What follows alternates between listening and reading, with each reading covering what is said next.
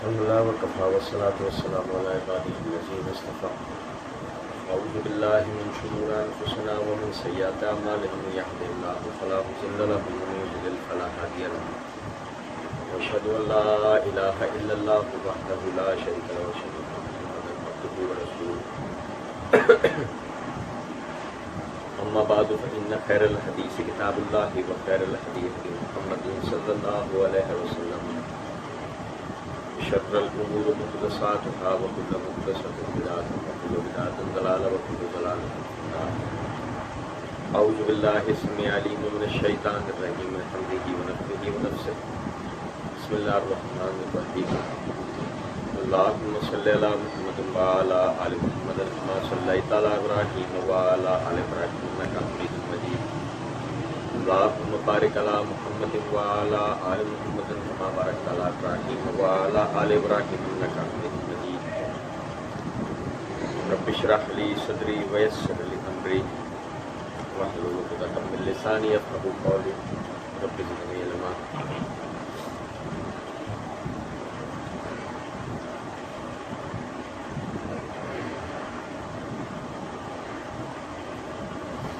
إن الله يدخل الذين آمنوا وعملوا الصالحات جنات تجري من تحتها الأنهار يحلون فيها من أساور من ذهب ولؤلؤا ولباسهم فيها حرير وهدوا إلى الطيب من القول وهدوا إلى صراط الحميد. إن الذين كفروا يصدون عن سبيل الله والمسجد الحرام الذي جعلناه للناس سواء العاكف فيه والباد ومن يرد فيه بإلحاد بظلم نذقه من عذاب أليم. وإذ بوأنا لإبراهيم مكان البيت لا تشرك بي شيئا وطهر بيتي للطائفين والقائمين والركع السجود. وأذن في الناس بالحج يأتوك رجالا وعلى كل ضامر يأتين من كل فج عميق ليشهدوا منافع لهم ويذكروا اسم الله في أيام معلومات على ما رزقهم من بهيمة الأنعام وكلوا منها وأطعموا البائس الفقير. اللہ رب العزت کے فضل و کرم سے آیت نمبر 22 تک ہم نے پچھلے درس میں پڑھا تھا. آیت نمبر 23 سے آیت نمبر 28 تک آپ بھائی مسلم نے پڑھا ہے. جیسے کہ ہم نے پڑھا تھا اللہ رب العزت نے فرمایا ھذان خصمان اختصموا فی ربہم فالذین کفروا قطعت لهم ثیاب من النار یصب من فوق رؤوسہم الحمیم یصہر بہ ما فی بطونہم والجلود ولہم مقام من حدید. یہ دو فریق اپنے رب کے بارے میں جھگڑے. ان میں سے ایک فریق وہ ہے کہ جنہوں نے کفر کیا ہم نے ان کے لیے جہنم کا لباس مقرر کر دیا ہے، انہیں پہنایا گیا. ان کے سروں کے اوپر سے کھولتا ہوا پانی ان کے اوپر ڈالا جاتا ہے اور کچھ ان کے پیٹوں میں جو کچھ ہے سب پگھل جائے گا اور ان کی کھالیں. ان کے لیے لوہے کے گرز ہیں. کلما ارادوا یخرجوا منها من غم اعیدوا فیہا. جب کبھی اس غم اور دکھ سے نکلنے کی کوشش کریں گے وہ سب کچھ دوبارہ ان کے ساتھ شروع ہو جائے گا. وذوقوا عذاب الحریق. اور آج اس چلنے کا عذاب پوچھو موبائل نہیں. تو اللہ رب العزت نے دو فریق کا ذکر کیا. پہلے فریق کا ذکر آ گیا. اب دوسرے فریق کا اللہ رب العزت نے ذکر کیا. ان اللہ یدخل الذین آمنوا وعملوا الصالحات جنات تجری من تحتها الانہار یحلون فیہا من اساور من ذہب ولؤلؤا. بے شک اللہ داخل کرے گا ان لوگوں کو جو ایمان لائے اور نیک اعمال انہوں نے کیے جنتوں میں تجری من تحت الانہار بہتی ہیں ان کے نیچے سے نہریں. یحلون فیہا من اساور من ذہب ولؤلؤا. اور اس میں انہیں سونے اور موتی کے کنگن پہنائے جائیں گے. ولباسہم فیہا حریر. وہاں ان کا لباس ریشم کا ہوگا.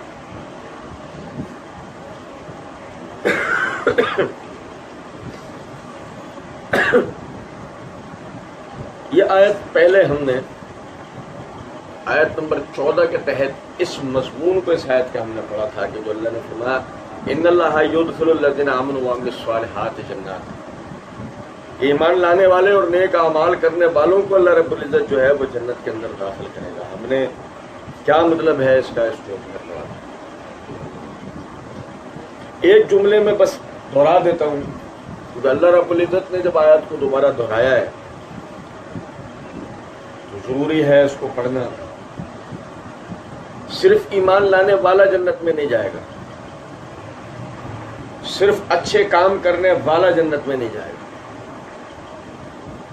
ایمان لانے والا اور نیک اعمال کرنے والا جنت کے اندر جائے گا۔ ہم نے اس کی تفصیل و آیت نمبر 13 کے اندر اللہ کی دی ہوئی توفیق سے پڑھی تھی۔ آگے فرمایا یحلون فیہا من اساور من ذہب ولؤلؤا۔ صحیح بخاری کے اندر حدیث ہے، نبی صلی اللہ علیہ وسلم نے ایک صحابی کو سونے کی انگوٹھی یا غالباً کڑا پہنے ہوئے دیکھا۔ آپ صلی اللہ علیہ وسلم نے فرمایا یہ اتار دے، یہ میری امت کے مردوں کے لیے نہیں۔ اور صحابی نے اس کو اتارا اور ایسے پیچھے،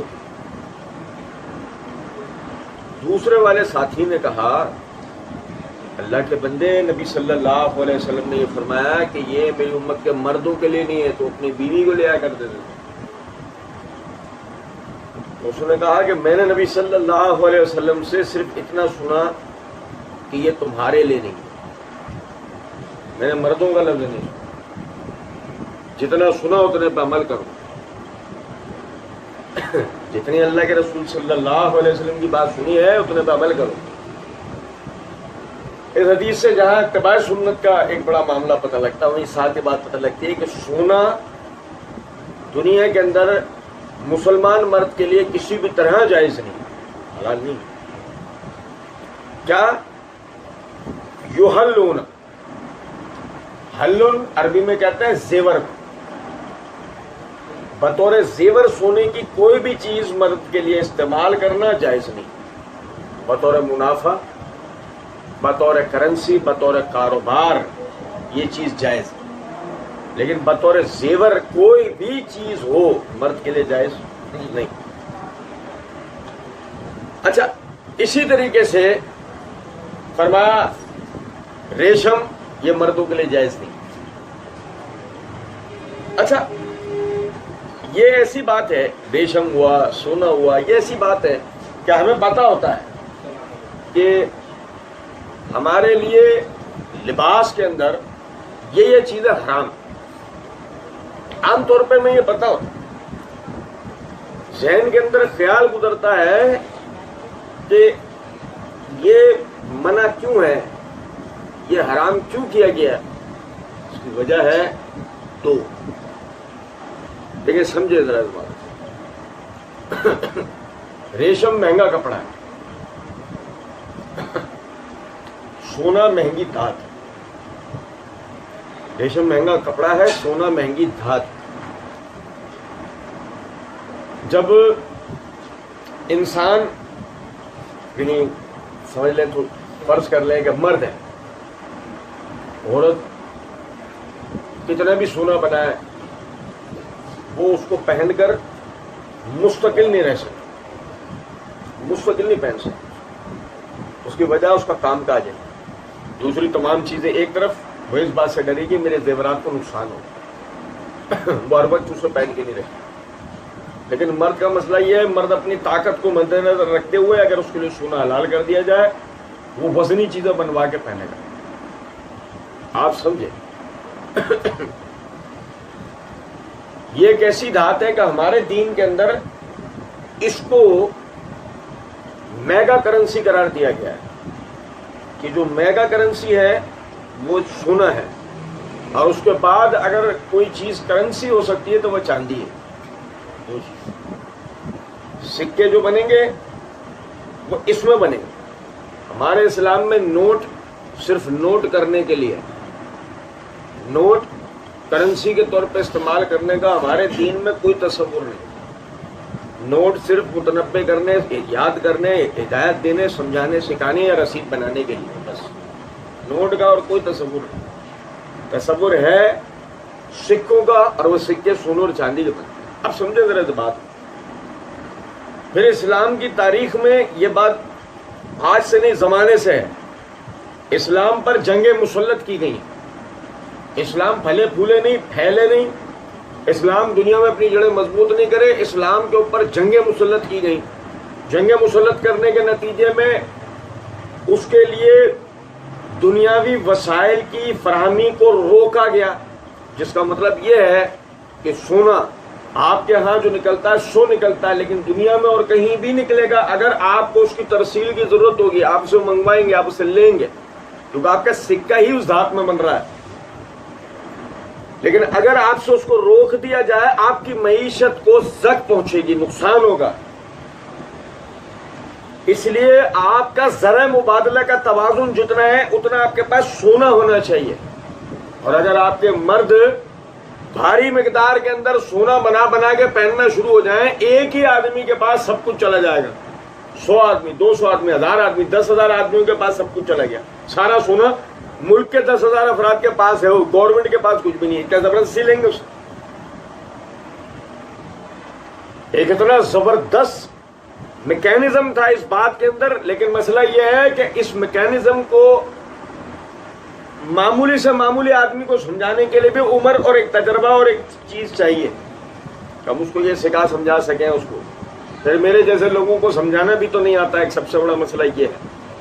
اب اس صورت کے اندر یہ ہے کہ کوئی بات سامنے والے کو سمجھ آئے نہ آئے، ایک جملے کے اندر اس کو بات سمجھا دی گئی، دنیا میں تمہارے لیے یہ چیز جائز نہیں، ختم. ایک جملے میں سمجھا دیا گیا دنیا میں تمہارے لیے یہ چیز جائز نہیں. یہ تو وہ بات ہے کہ دنیاوی اعتبار سے ہمیں سمجھ آ جاتا ہے اللہ تعالیٰ نے مردوں کو سونے سے کیوں روکا ہے. اور دوسری بات کہ جس کی طرف علماء مزکین یعنی توجہ دلاتے ہیں کہ سونا مرد کے اندر تکبر پیدا کرتا ہے. سونے کے زیورات پہننے والا آدمی وہ کیا ہوگا؟ آپ سمجھو سونے کے زیورات پہنے ہوئے. تاریخ گواہ ہے جس قوم نے سونے کا زیور بنا کے پہنا وہ قوم معمولی قوم کبھی بھی نہیں ہوئی ہے، وہ دنیا کی طاقتور ترین قومیں ہوئی ہیں. اور جب وہ طاقتور ترین قومیں ہوئی تو انہوں نے اپنی طاقت کا مسلح مظاہرہ کیا. انہوں نے اپنی طاقت کا مظاہرہ کوئی اس طرح نہیں کرا کھیل کود کر لیا، کسی میدان میں ایٹم بم کے بلاسٹ کر کے دکھا دیے، کہیں کچھ کر دیا، کہیں جہازوں کے کرتب نہیں. انہوں نے اپنی طاقت کا مظاہرہ مسلح جد و جہد کے ذریعے دکھایا. انہوں نے قوموں پہ جنگیں مسلط کی ہیں، ان کے لوگ مارے ہیں، ان کے اسباب و وسائل کو نقصان پہنچایا ہے. ایک جملے کے اندر اب یہ پوری جو بات ہے اس کو وہی بات کے سمجھانے کے لیے اس قسم کے لوگ حالات معاملات چاہیے. پانی پی لیں. اب اس صورت میں ہمیں ایک جملے کے اندر یہ بات سمجھا دی گئی کہ دنیا میں مردوں کے اوپر سونا پہننا. علماء کرام تو اور بھی بہت ساری وجوہات بتاتے ہیں، لیکن یہ دو اتنی معقول وجوہات ہیں کہ اگر توجہ کی جائے تو ایک بچے کی بھی سمجھ میں آ سکتا ہے. اسی طرح ریشم ہے، کپڑا لٹکتا ہے. دوسری تمام باتیں ایک طرف. ہمارے دین کا بنیادی مسلمان مرد کو حکم ہے کہ مسند احمد کے اندر روایت ہے نبی صلی اللہ علیہ وسلم نے ایک صحابی کا ازار دیکھا اور فرمایا اس اوپر کا، اس اوپر کیا، فرمایا اور اوپر، اس نے اور اوپر کیا، فرمایا اور اوپر. اللہ کے رسول کہاں رکھوں؟ فرمایا ایک مسلمان کا ازار نصف پنڈلی پر ہونا چاہیے. تو اگر تجھ میں اس کی طاقت نہ ہو تھوڑا نیچے کر لے. یہ بھی نہیں کر پائے تو ٹخنے سے اوپر رکھ، ٹخنے سے اوپر رکھ. یا وہ ساری باتیں وہ سب بکواس ختم. یعنی وہ تو اس کا تکبر سے تعلق ہے بس. اگر آدمی کے دل میں تکبر نہ ہو تو بھلے وہ ازار کو ٹخنے سے نیچے لٹکا لے. نہیں، ایسی کوئی بحث نہیں ہے. رسول اللہ صلی اللہ علیہ وسلم نے نام نہیں لیا تکبر کا، سیدھا کہا اس کو اوپر کر. جیسے وہ مشہور روایت جو ہمارے یہاں عموماً فضائل و مناقب بیان کرنے کے دوران میں سنا جاتے ہیں، توجہ دلا کے نہیں جاتے کہ اللہ کے رسول صلی اللہ علیہ وسلم کیا کیا نصیحتیں دے رہے ہیں. اس ایک واقعے میں صحابی کے نام مجھے اس وقت یاد نہیں ہے. نبی صلی اللہ علیہ وسلم آپ ایک بہترین استاد، ایک مشفق، تربیت دینے والے تھے. اپنے ساتھیوں کے مجمع میں آپ باتیں کرتے تھے لوگوں سے، لوگوں میں گھلتے ملتے تھے. اب ایسے میں ایک دن آپ صحابہ کے اندر موجود خوبیوں کو بتا رہے ہیں، فلاں میں یہ خوب دنیاوی اعتبار سے جس سے دوسرے بھی نصیحت حاصل کریں اور وہ اپنی خوبی کو ترقی دینے کی کوشش کریں. تو فرما رہے اس میں یہ خوبی ہے، اس میں یہ خوبی ہے، اس میں وہ خوبی ہے. ایک صحابی وہاں موجود نہیں تھے تو نبی صلی اللہ علیہ وسلم کے سامنے دوسرے اس کے ساتھی نے ذکر کیا، اللہ کے رسول وہ فلاں، نام ابھی میرے ذہن میں نہیں آ رہا. تو نبی صلی اللہ علیہ وسلم نے فرمایا وہ لڑکا بہت اچھا ہے اگر اپنے بال چھوٹے رکھے اور اپنے ادار کو ٹخنوں سے اوپر رکھے.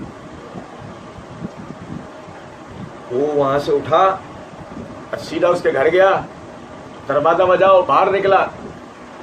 تجھے پتہ لگا نبی صلی اللہ علیہ وسلم تیری تعریف کر رہے تھے اور ساتھ ہی یہ فرمایا کہ وہ لڑکا بہت اچھا ہے اگر اپنے بال چھوٹے کر لے اور ادار ٹخنے سے اوپر رکھے. اندر گیا، کینچی لی، سارے بال اڑائے، اپنے بڑے بڑے بال کیے تو اس میں اڑائے کہ اپنے ادار کاٹے اور رسول اللہ صلی اللہ علیہ وسلم کی خدمت میں کینچی لیے پہنچ گیا. اللہ کے رسول بتائیں یہ چھوٹے ہو گئے، ادار ٹخنے سے اوپر ہوا یا اور کاٹوں؟ بات آ رہی ہے سمجھ میں یا نہیں؟ تو میرا عرض کرنے کا مطلب یہ ہے کہ ریشم کی حرمت کی بہت ساری وجوہات ہیں، جن میں ایک تکبر تو ہے، مہنگا لباس تو ہے، وہی جو دو باتیں پہلے ہم نے سونے میں سمجھی. ساتھ ریشم کا کپڑا لٹکتا ہے، ہم سے کتنا ہی کوشش کریں گے لٹک کے نیچے آئے گا.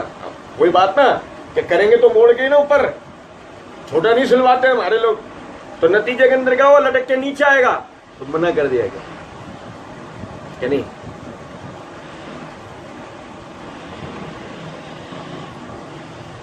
اب یہ جتنی حرمت والی چیزیں ہم نے 30ویں پارے کے اندر بھی پڑھا تھا،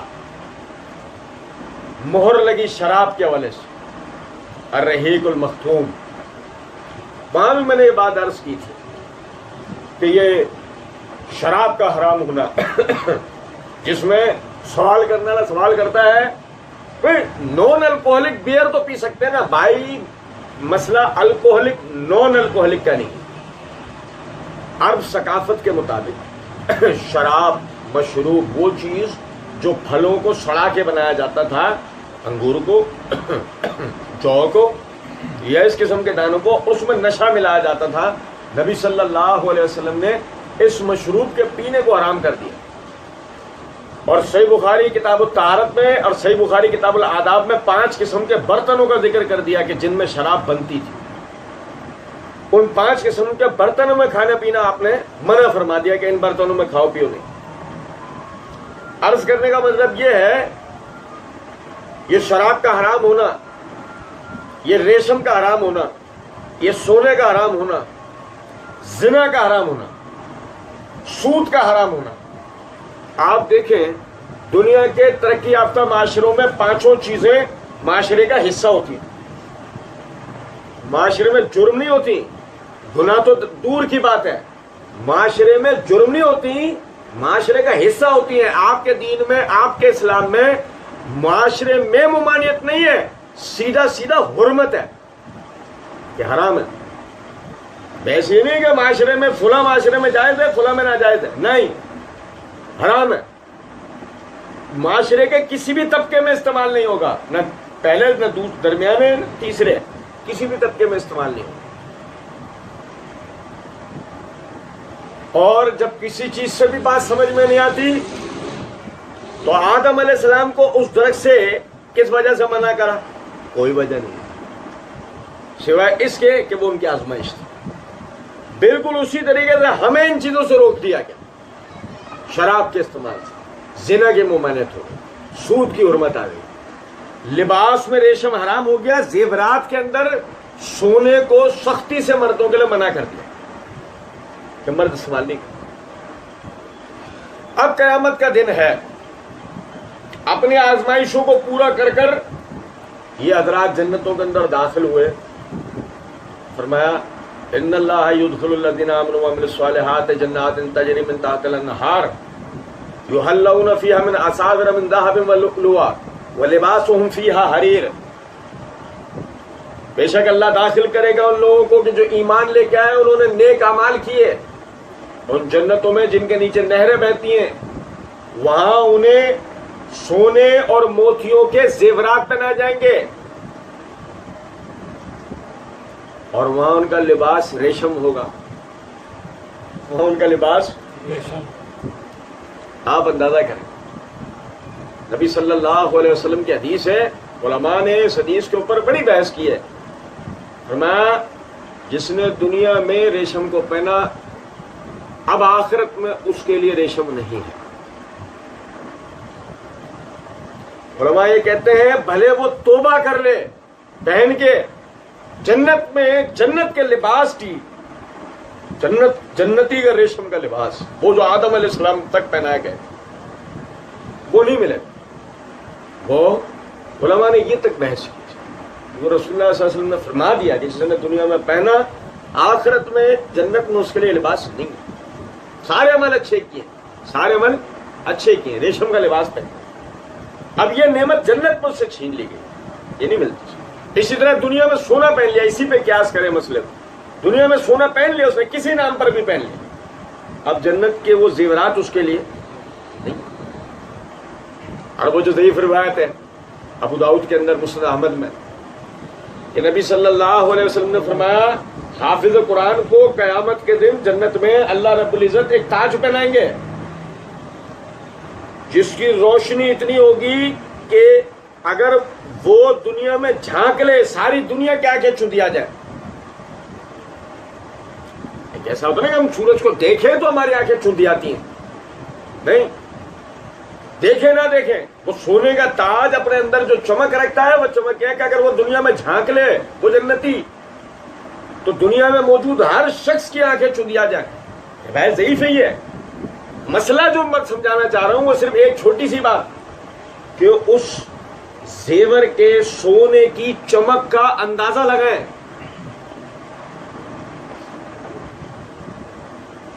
ذہن میں خیال آتا ہے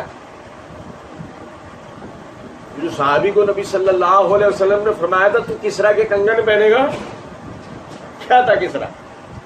بادشاہ ایران کا، اس کی طاقت کی جو اس کی جو ایک طاقت کا جو وہ اپنی اظہار کرتا تھا، اس میں ایک طریقہ کیا تھا، وہ موٹے موٹے سونے کے کنگن یہاں سے پہننا شروع کرتا تھا بازو تک،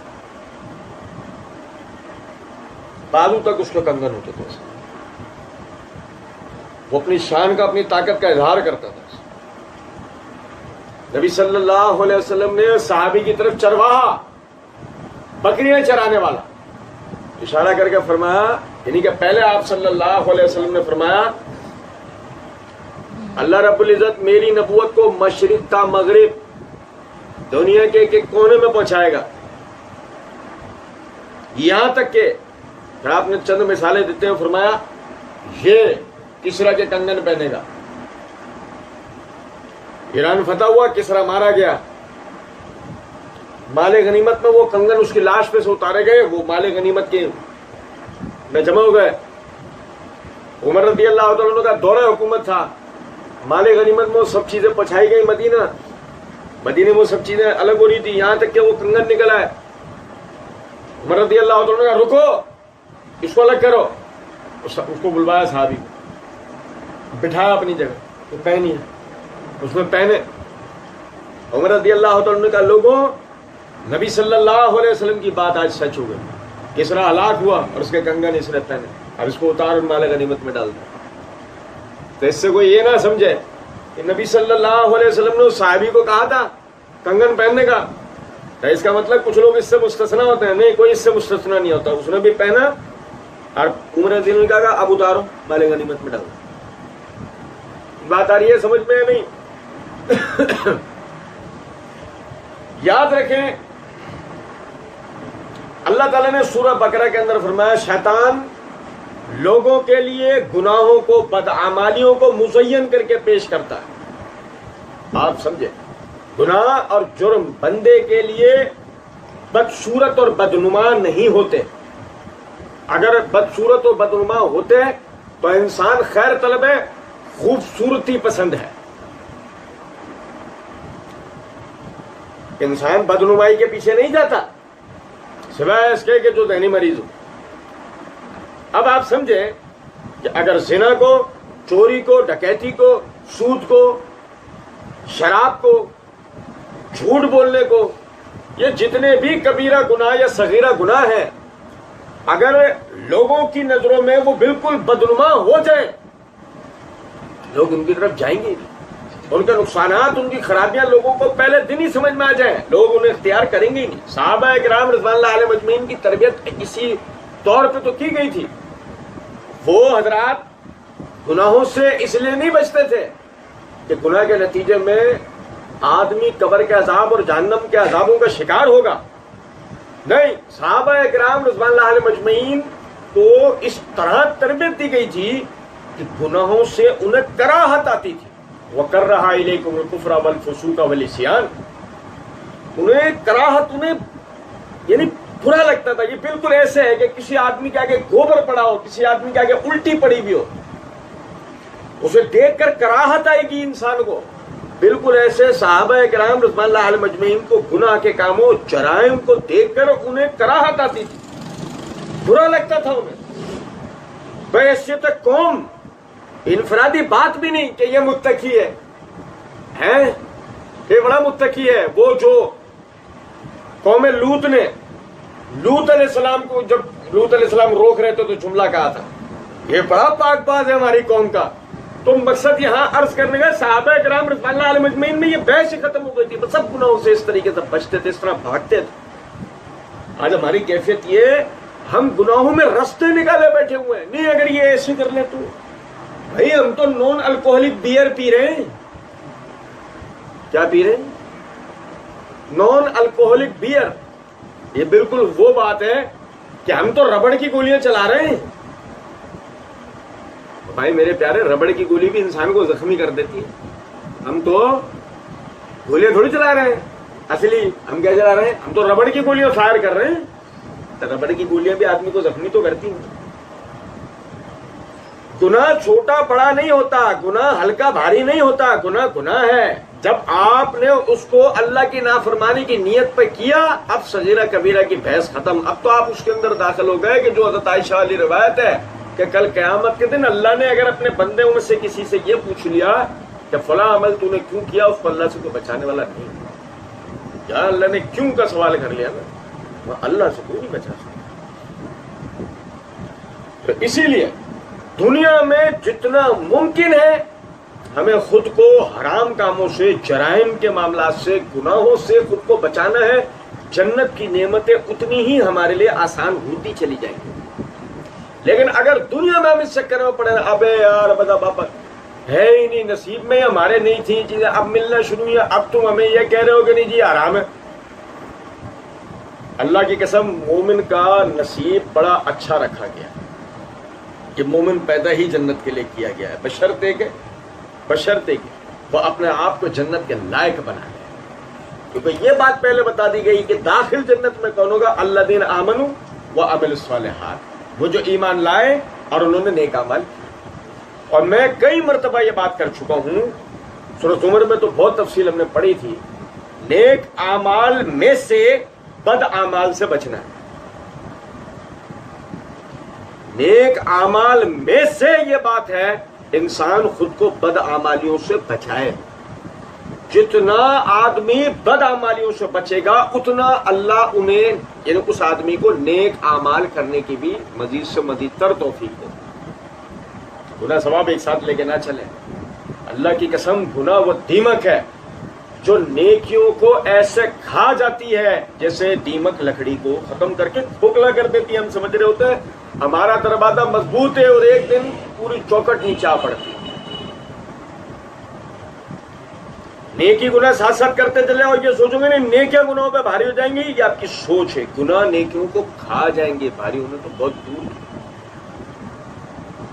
فرمایا وَهُدُوا إِلَى الطَّيِّبِ مِنَ الْقَوْلِ، اور انہیں ہدایت کی گئی پاکیزہ بات کی طرف، وَهُدُوا إِلَى صِرَاطِ الْحَمِيدِ، اور انہیں تعریفوں والے رستے کی طرف ہدایت کی گئی۔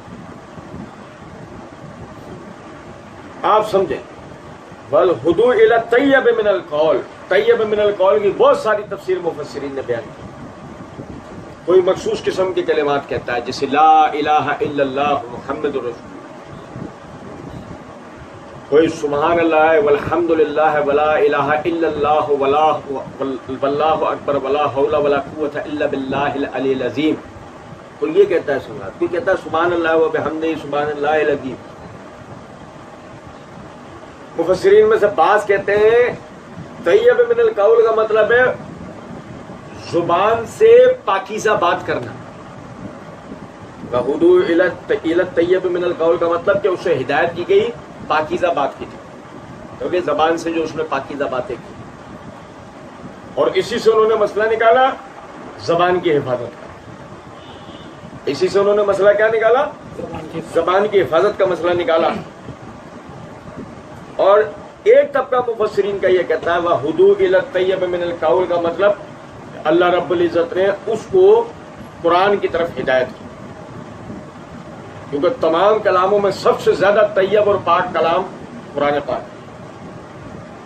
بہرحال ہم دو چیزوں کو یہاں سمجھیں گے، ایک تو بہت ہی آسان، زبان سے پاکیزہ کلمات کی ادائیگی، یعنی کہ سبحان اللہ و بحمدہ وغیرہ، یہ اللہ کی تعریف کے کلمات، اللہ کے اسماء الحسنہ، درود پڑھنا، استغفار پڑھنا، صبح شام کے اذکار پڑھنا، نماز کے بعد کے اذکار پڑھنا، سونے سے پہلے کی دعائیں پڑھنا، بازار میں داخل ہونے کی دعا، نیا لباس پہننے کی دعا، آئینہ دیکھنے کے لیے دعا، گھر سے باہر نکلنے کی دعا، گھر میں داخل ہونے کی دعا، بیت الخلاء میں داخل ہونے کی دعا، بیت الخلاء سے فراغت کے بعد کی دعا، یعنی جتنے اذکار ہیں یہ طیب من القول کے اندر داخل۔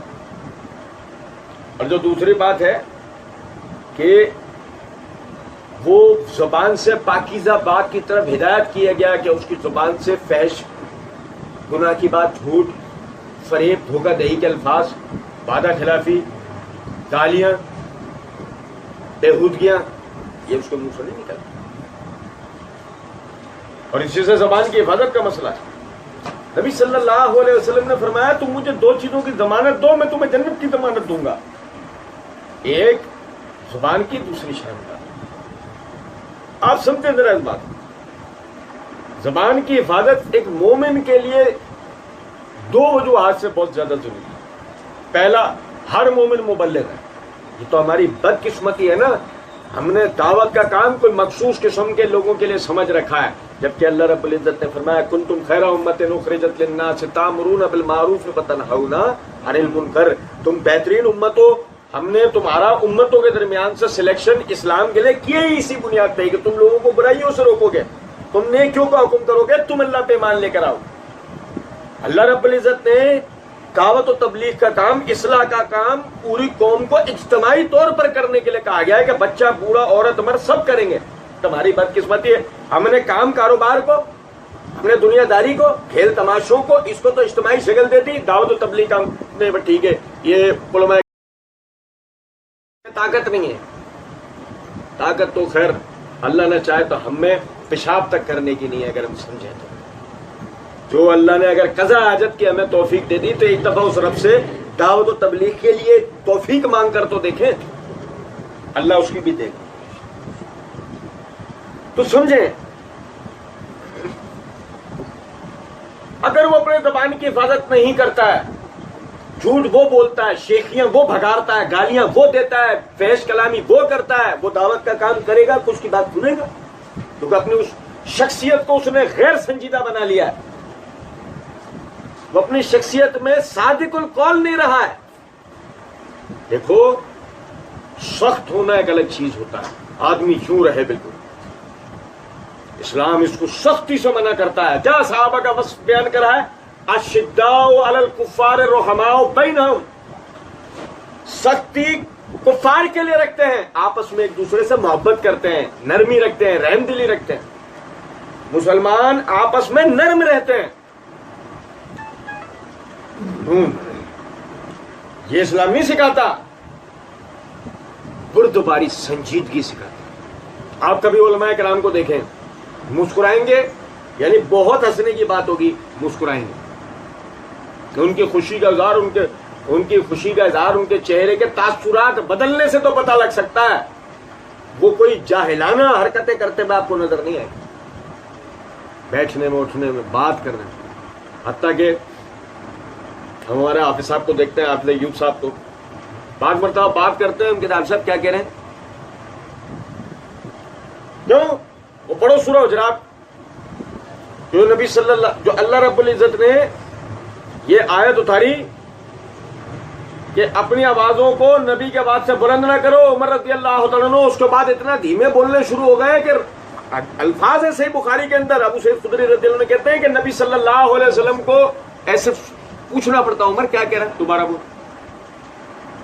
تو اتنی روبدار شخصیت ہونے کے بعد بھی بے وجہ اپنی آواز کو بلند نہیں کرتے، دھیمے بات کرتے.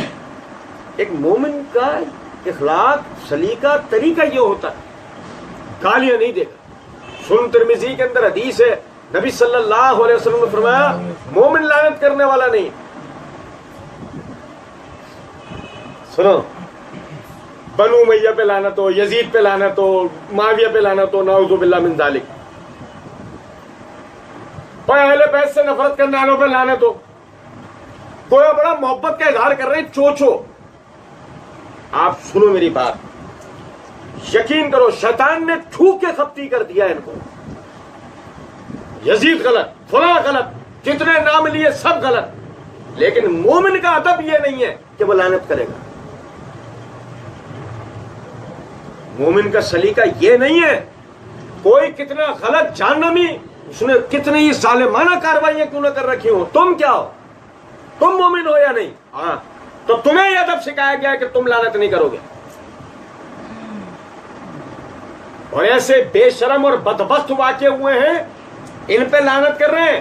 رسول اللہ صلی اللہ علیہ وسلم کے گستاخ، کارٹون بنانے والے، آپ کے خلاف بدزبانی کرنے والے، وہ عامر جلیل جیسے لوگ اللہ کے بارے میں گستاخیاں کرنے والے دن دناتے پھر رہے ہیں. ان بے شرموں بے غیرتوں کو یہ توفیق نہیں ہے ان کے خلاف ایک لفظ بول دیں، کیونکہ ذہن کیا بنایا گیا ہے؟ ذہن ان بے غیرتوں بے شرموں کا یہ بنایا گیا ہے کہ تم بڑی ہی محبت کا اظہار کر رہے ہو جب تم فلاں پہ لعنت، فلاں پہ لعنت، فلاں پہ لعنت، فلاں پہ لعنت. ایسے بے غیرت بے شرم ہو گئے ہیں کہ ان کو یہ احساس نہیں ہے یہ اپنی زبان کا غلط استعمال کرنا.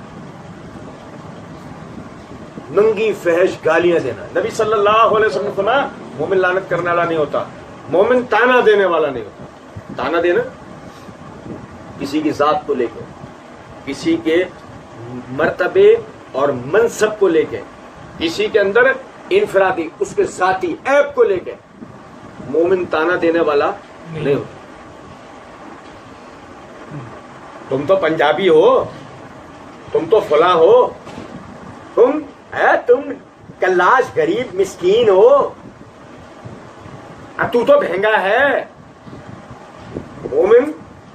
مومن تانا دینے والا نہیں ہوتا.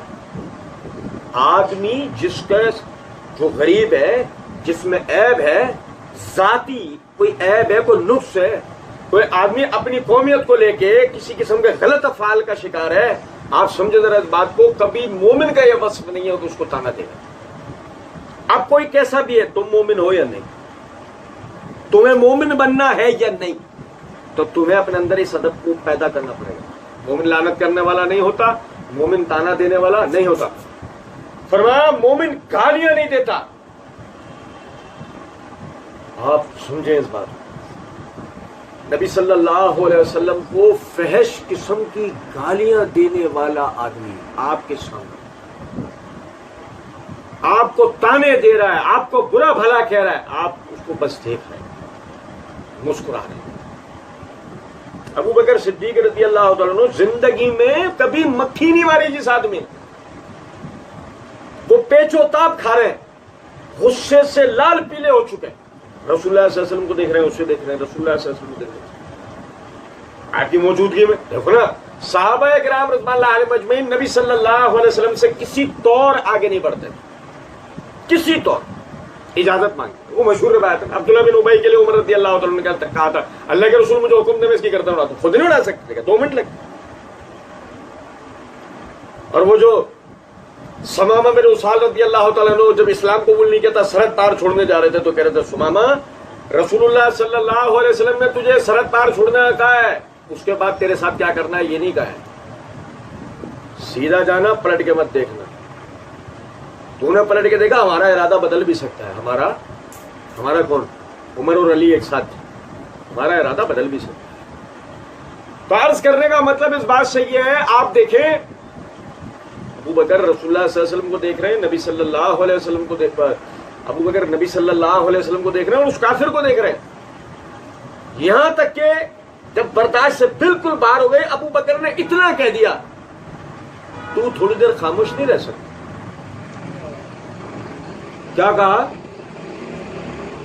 کہا بھائی، تو کچھ دیر کے لیے خاموش نہیں ہو سکتا؟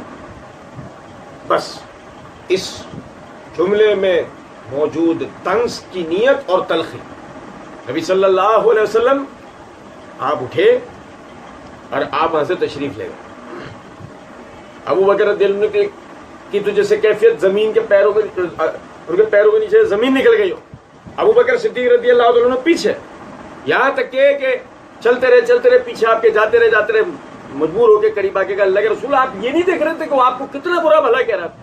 میں نے کہا ہی کیا، میں نے اتنا تو کہا ہے اس کو کہ تو خاموش نہیں رہ سکتا۔ نبی صلی اللہ علیہ وسلم نے فرمایا، ابو بکر جتنی دیر وہ مجھے برا بھلا کہہ رہا تھا، اللہ رب العزت نے ایک فرشتے کو مقرر کیا ہوا تھا مجھ پر جو میرے لیے اسی طرح رحمت کی دعائیں نعمتیں مانگ رہا تھا۔ وہ جن نعمتوں کے زوال، جن چیزوں کو لے کے مجھ پر طعنہ زنی کر رہا تھا، مجھے برا بھلا کہہ رہا تھا، تمام وہ چیزوں وہ نعمتیں فرشتہ میرے لیے اللہ سے مانگ رہا تھا، لیکن جیسے ہی تو نے جواب دیا وہ فرشتہ اللہ نے میری طرف سے اٹھا لیا۔ تو آپ سمجھیں ذرا اس بات کو، سامنے والا کیسا ہی آدمی کیوں نہ ہے کہ نہیں یار یہ گالیوں کا حقدار ہے، آپ سمجھیں میری بات، وہ گالیوں کا حقدار ہے، ٹھیک ہے، آپ اپنی زبان کی حفاظت کریں کیونکہ آپ تو مومن ہیں۔ کچھ بھی ہمارے یار میری عادت میں شامل ہو چکا ہے، یقین کریں کبھی کبھی ہم مذاق اڑاتے ہیں ایک دوسرے میں۔ وہ باپا جانی نے کفر مدینہ پتھر رکھوا دیا منہ میں، ہم نے مذاق اڑایا اس بات، ٹھیک، منہ میں پتھر رکھوانا ایک مذاق والی بات، زبان کی حفاظت کا یہ طریقہ نہیں، لیکن آپ سمجھیں ان دی اینڈ کیا ہے، کیا وہ ہمیں گالیاں دیتے نظر آتے ہیں؟ تو پھر بہتر یہ نہیں ہے کہ یا تو ہم خود کو روکنے کی کوشش کریں، اور اگر ہم یہ کریں اللہ کے مقابلے میں کیا کروں میری عادت ہو گئی تو منہ میں پتھر رکھو، پھر اللہ کا مقابلہ نہیں کرو، یہ جوابی کارروائی اللہ اور اس کے رسول کا مقابلہ ہے۔ یہ کیا کل قیامت کے دن اللہ کو جا کے بتاؤ گے کہ اللہ میری عادت ہو چکی تھی، اللہ کہے گا پیدا تجھے میں نے کیا، تیری فطرتوں کا خالق میں، تو مجھے اپنی عادت بتائے گا، تیری عادت ہماری تخلیق کردہ ہے، تو مجھے بتائے گا کہ میری عادت تھی ہے۔ کسی گناہ کے کام کو لے کر یہ کہنا کہ یہ میری عادت ہے، آپ کی نہیں ہے، آپ کی عادتوں کا خالق کون ہے؟ آپ اللہ کو نہیں جتا سکتے، اللہ کو نہیں بتا سکتے اللہ یہ گناہ کی مجھے عادت پڑ گئی ہے، نہیں، توبہ کرو، جیسے خود کو اس سے روک سکتے ہو روکو، کیوں؟ اس کی وجہ یہ ہے، سمجھو یہ جو چیزیں ہیں تمہاری نجات کا ذریعہ ہیں، زبان کی حفاظت آپ سمجھیں کیفیت یہ ہے۔ امام زاہبی رحمۃ اللہ علیہ، حافظ ابن کثیر رحمۃ اللہ علیہ، امام طبرانی رحمۃ اللہ علیہ، امام نووی رحمۃ اللہ علیہ، انہوں نے کبائر کے اوپر کتابیں لکھی ہیں اور پورے باب قائم کیے اپنی کتاب میں صرف زبان کے گناہوں کے اوپر، پورے باب قائم کیے ہیں، اس کے تحت کوئی 30 حدیث لایا، کوئی 40 حدیث لایا، کوئی 50 حدیث لایا، کوئی امام طبرانی تو 100 روایتیں لے کر آئے زبان کی حفاظت کی کہ اس چیز سے بچانا ہے، اس چیز سے بچانا ہے، یہ نہیں بولنا، یہ نہیں بولنا، یہ نہیں کرنا، یہ نہیں کرنا۔ اللہ کی قسم لبے لباب یہ ہے، 5 باتیں ہم سمجھیں، جھوٹ نہیں بولنا، لان تان کرنا، یعنی لعنت کرنا، تانا دینا، یہ نہیں کرنا، بیہودہ کوئی جس طور ہو نہیں کرنا، چاہے لطیفے سنا کے ہو، گالیاں دے کر ہو، کوئی فلم کی سٹوری سنا کے ہو، کوئی نیٹ پر دیکھا ہوا سین بتا کر ہو، کوئی آنکھوں دیکھی کوئی چیز بتا کے ہو، فحش کلامی بیہودہ گوئی نہیں کرنی۔ مومن کا یہ وصف نہیں۔ اور فرمایا وَخُذُوا إِلَى الطَّيِّبِ مِنَ الْقَوْلِ، انہیں پاکیزہ بات کی طرف ہدایت کی گئی۔ اللہ رب العزت کی کتنی مہربانی ہے ہم پر اگر ہم سمجھیں تو، وہ بردباری، وہ سنجیدگی۔ ابو بکر صدیق رضی اللہ تعالیٰ عنہ کو دیکھو ذرا، شاعری غلط نہیں، لیکن شاعری ایک درجہ بندے میں سے سنجیدگی کو نکال دیتی ہے، شاعری ایک درجہ بندے میں سے سنجیدگی کو نکال دیتی ہے۔ ابو بکر صدیق رضی اللہ عنہ اسلام لانے سے پہلے بہترین شاعر تھے، بہترین شاعر۔ اسلام لانے کے بعد کوئی سیرت اٹھا کے دیکھو، کوئی زندگی میں اپنی کبھی ایک شعر کہہ دیا؟ اور میں نے عرض کیا کہ سخت نہیں تھے، سخت نہیں تھے، اپنے بھائیوں کے لیے بڑے نرم تھے۔ میں نے عرض کیا زندگی میں کبھی مکھی نہیں ماری اللہ کے بندے نے، بہت نرم تھے، لیکن سنجیدگی اور بردباری جو نبی صلی اللہ علیہ وسلم نے اپنے ساتھیوں کو سکھائی تھی اس کی ایک مثال تھے۔ دیکھو بہترین شاعر ہونے کے بعد بھی، اسلام لے آنے کے بعد آپ نے کبھی شعر نہیں، آپ سے لوگ کہا کرتے تھے ایک شعر تھا۔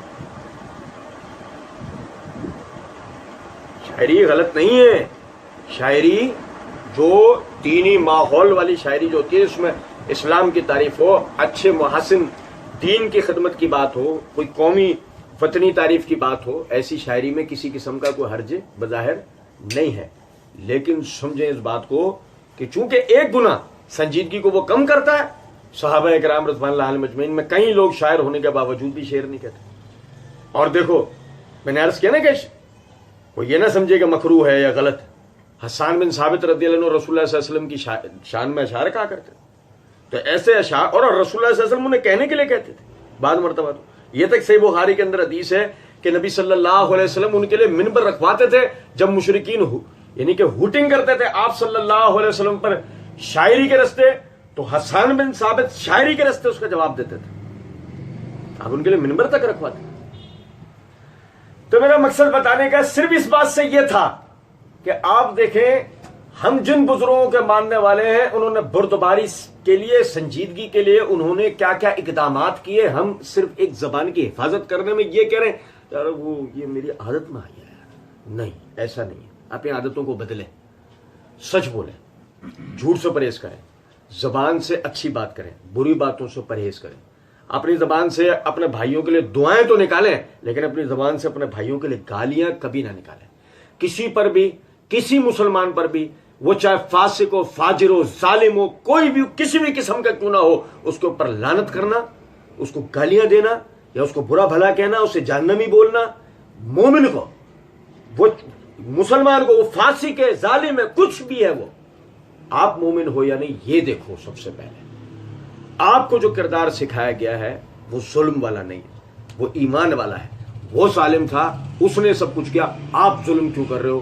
لعنت کر کے، گالیاں دے کے، یہ آپ کا طریقہ اور طریقہ نہیں۔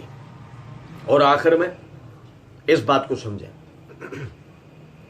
وَهُدُوا إِلَى الطَّيِّبِ مِنَ الْقَوْلِ، جو تیسری بنیادی بات تھی، اللہ رب العزت کا ہم پر احسان ہے، کرم ہے اس مالک کا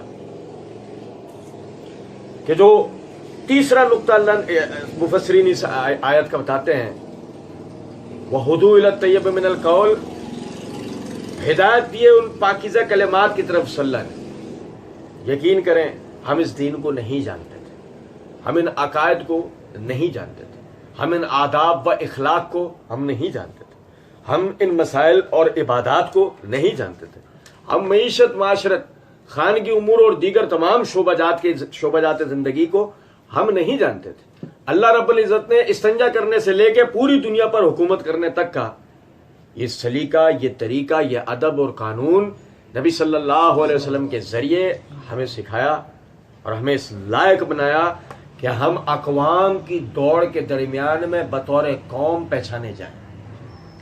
ہمارے اخلاق، ہمارے آداب، ہمارے عقائد، ہمارے عبادات، ہماری معاشرت، ہمارے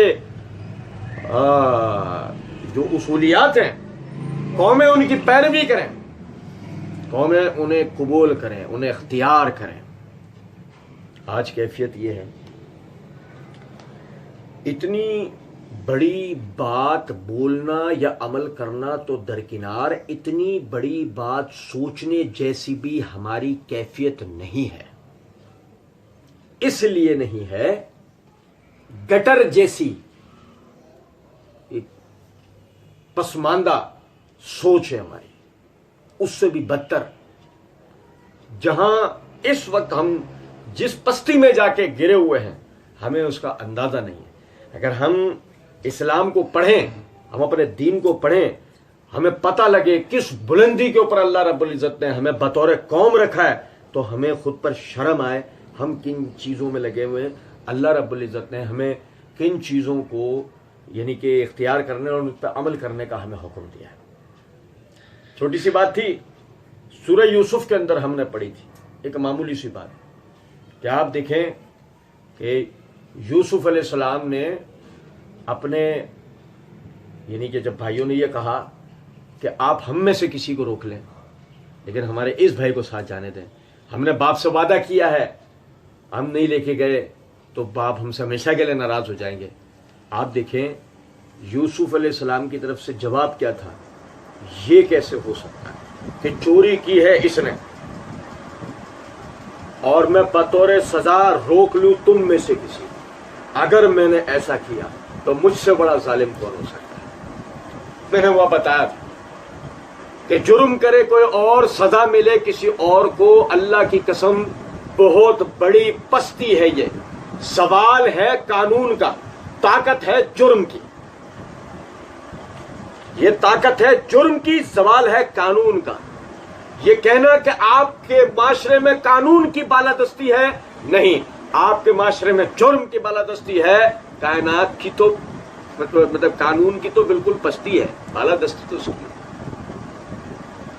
طاقتور اپنے جرم کی سزا نہ پائے اور کمزور جس نے جرم کیا تک نہ ہو اس کو لٹکا دیا جائے. آپ کہیں کہ جی یہ قانون کی بالادستی اور یہ ثابت کرتا ہے کہ یہ قانون ہے تو یہ قانون نہیں. وَهُدُوا إِلَى الطَّيِّبِ مِنَ الْقَوْلِ, یہ بتایا کس کو جا رہا ہے, یہ بتایا جا رہا ہے اس کو, یہ بتایا جا رہا ہے اس کو, یہ بتایا جا رہا ہے اس کو کہ جو فرعون کی غلامی سے باہر نکل رہا ہے. یہ بتایا جا رہا ہے اس کو جو فرعون کی غلامی سے 300 سالہ غلامی سے باہر نکل گیا.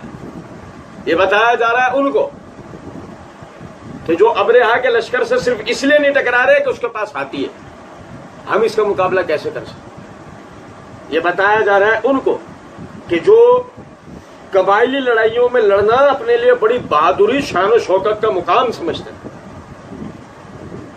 یہ بتایا جا رہا ہے ہم کو کہ ہم صرف دکان کا شٹر اٹھانا اور رات کو اپنے وقت میں گرانا سمجھتے ہیں کہ یہ ہے اصل دنیا داری. اور میرے بھائی سمجھے ذرا اس بات کو, اللہ کی قسم اس دین کو پڑھیں, اس کی ہدایات کو پڑھیں, پتہ لگے گا کہ زندگی اس کے علاوہ بھی کسی چیز کا نام ہے جس کو اب تک ہم گزارتے آ رہے ہیں. جو اب تک گزارتے آ رہے ہیں وہ زندگی نہیں تھی. صحابہ کرام رضوان اللہ علیہم اجمعین نے جو زندگی گزاری حقیقت میں زندگی وہ تھی. ہمارے بزرگوں نے جس طریقے سے اپنے معاشرے کو بنایا معاشرہ وہ تھی. ہمارے بزرگوں نے جس طریقے سے اپنی سیاست کو کھڑا کرا سیاست وہ تھی. ہمارے بزرگوں نے جس طریقے سے اپنے بازار اور مارکیٹس اور بندرگاہیں بنائیں, مارکیٹس بازار اور بندرگاہیں ہوئی تھی. ہمارے لوگوں کا جو سکہ چلتا تھا سکہ تو اصل میں وہ تھا. انہوں نے جو بینکس بنائے تھے بینکس تو اصل میں وہ تھے. ہم یقین کریں ہمارے پلے کوئی بھی چیز ایسی نہیں ہے جس کے اوپر ہم یہ کہہ سکتے ہو یہ ہم نے کیا, یہ ہماری پہچان نہیں. ہماری اپنی ذاتی اب تک قومی اعتبار سے کوئی پہچان نہیں ہے. ایک ہو سکتی ہے اس کو بھی ہونے نہیں دے رہے اور وہ ہے مسلمان ہونا. ایک ایسی شناخت ہے کہ جو پوری دنیا میں بتانے والے بتائیں, حتیٰ کہ عرب خطے میں رہنے والے بتائیں, افریقی خطوں میں رہنے والے بتائیں, یورپی خطوں میں رہنے والے بتائیں, دنیا میں اگر صحیح معنوں میں کوئی مسلمان پایا جاتا ہے تو پاکستانی مسلمان ہے. اگر ایسے بات ہو جائے نا میرے بھائی تو سمجھ لو اللہ کی قسم یہ ہماری شناخت دنیا میں آ گئی. اللہ رب العزت سمجھنے اور عمل کرنے کی توفیق دے. وما علینا الا البلاغ.